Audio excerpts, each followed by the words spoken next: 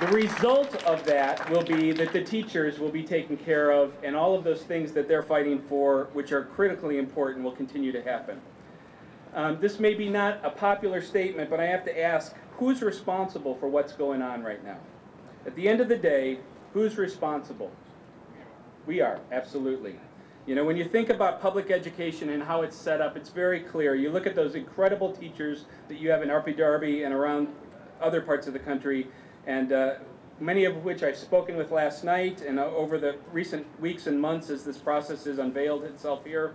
And we heard at the school board meeting, those teachers are hired by a principal. Those principals are hired by your superintendent or some other administrator in your district. That superintendent is hired by your school board. Who hires the school board? We do. You absolutely do. And the school board, you know, I have to tell you that I was naive to this until 2 years ago when I started getting involved in these situations where programs were being cut around the country. I had not been, unfortunately, to my own school board meeting. I walked into my first school board meeting, and we have a very similar district, maybe a little larger. We have 18,000 students in our district. I walked into the first school board meeting of the year. I was the only parent in the room. And I had to say, shame on me and shame on the other folks who are their bosses for not being present. I attend every school board meeting this year with the exception of 2. And I would encourage, you know, we are in a mode right now, unfortunately, in this situation of reacting to the situation. We as parents need to be proactive in our situation going forward. Whatever the outcome is, you know, in the coming weeks with the budget, you're not done. Hopefully it's going to resolve itself to the positive, but you're not done. You have to be at every school board meeting, and they need to see you. I mean, you need to be seen. They need to know why you're there. And I would encourage you also not only to attend the school board meeting, but attend those work sessions. Those are public forums as well. They need to see that you are concerned about what it is. I've heard a lot about No Child Left Behind today. Whether you're a fan or not, there's a couple things that you need to be aware of. There's a mandate in No Child Left Behind, and I want to make sure that you're all clear about that. In August of 2009, U.S. Secretary of Education Arne Duncan said, and I quote, "At this time, when you are making critical and far-reaching budget and program decisions, I write to bring your attention to the importance of the arts as a core academic subject and part of a complete education for all students. The Elementary and Secondary Education Act defines the arts as a core subject, and the arts play a significant role in a child's development and learning process. The arts can help students become tenacious, team-oriented problem solvers who are confident and able to think creatively." So, I mean, where is it that we get a choice of eliminating those things? I have to tell you also, I hate the word specials. You know, I think about science, math, language arts. Are they also specials? You know, they're all special. The kids need all of those things. They are all core curriculars.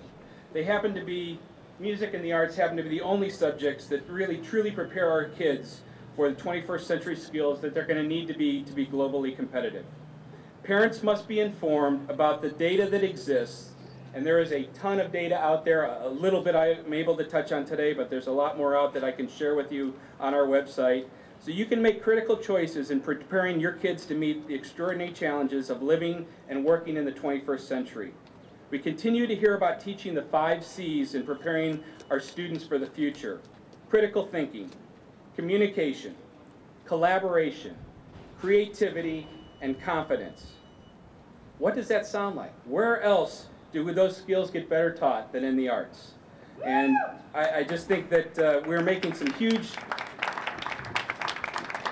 mistakes in where we're making our cuts. A recent survey by 1,500 global CEOs around the world that was conducted by IBM's Institute for Business Value, creativity was named the single most important attribute for the success of business leaders today. If we expect that we're going to compete with world leaders in education, we must acknowledge the links, obviously, between math and science performance and the requirements of including music and the arts as an academic mandate. We obviously continue to need a high degree of competency in science, technology, engineering, and math, no question. They are essentials to our educational success.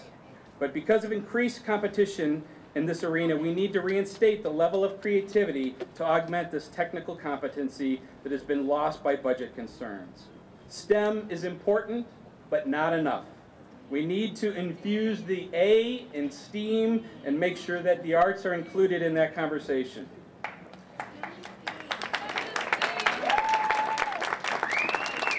A number of years ago, Clinton's former Secretary of Education, Richard Riley, summed up the need for innovation to drive our future when he predicted, and I quote, "The jobs in greatest demand in the future don't yet exist and will require workers to use technologies that have not been invented to solve problems that we don't even know are problems."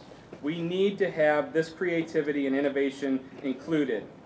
It amazes me every time I hear about cutting the arts when I look at 100%, nearly 100% of the past winners of the prestigious Siemens Westinghouse competition in math, science, and technology for high school students play one or more musical instruments.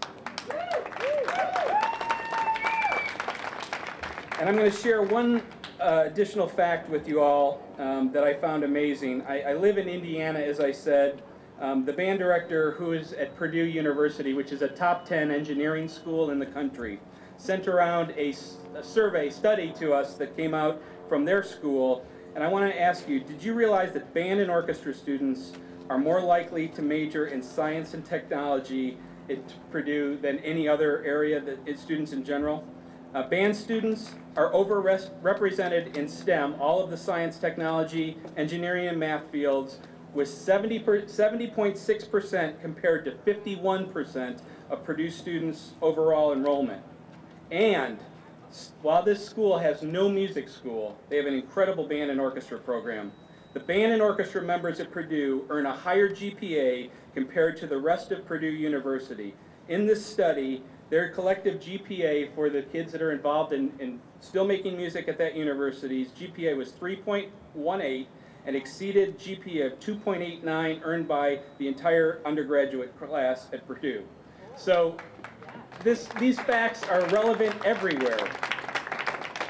The last thing I want to say to you is, if we end up cutting, which looks like a possibility that you're going to cut your elementary and beginning music and arts and those other critical pieces, library and physical ed, that has an effect that will fall up to the junior highs and high schools eventually.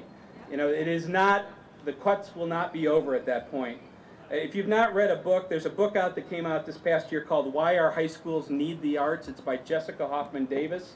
I would encourage you to look at that, because in that book she talks about what's happening from a graduation rate. And while I looked up, you have some pretty incredible graduation rates in your school district.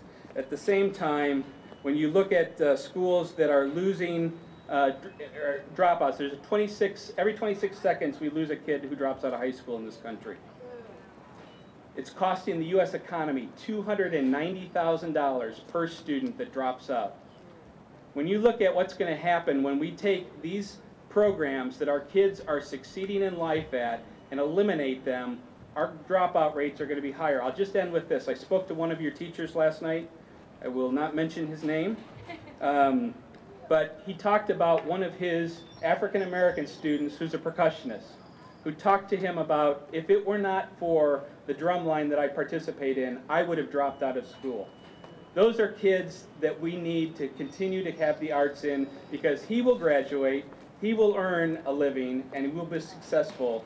And I am here with this AMP Parents organization, the National Association of Music Parents, to support you and others around the country and applaud your efforts for the work you're doing. Thank you for having me today, and best of luck.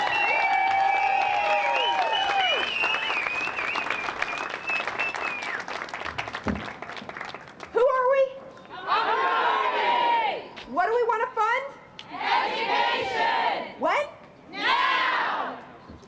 At this time, I wanted to just give you a quick update. We had a team of parents that went in to deliver our petitions, and they'd like to give you an update. On that team was Jeanette and Bill Kaplan, Kate Smith, Edward Stedman, and Colleen Kennedy. So Jeanette is going to give you an update.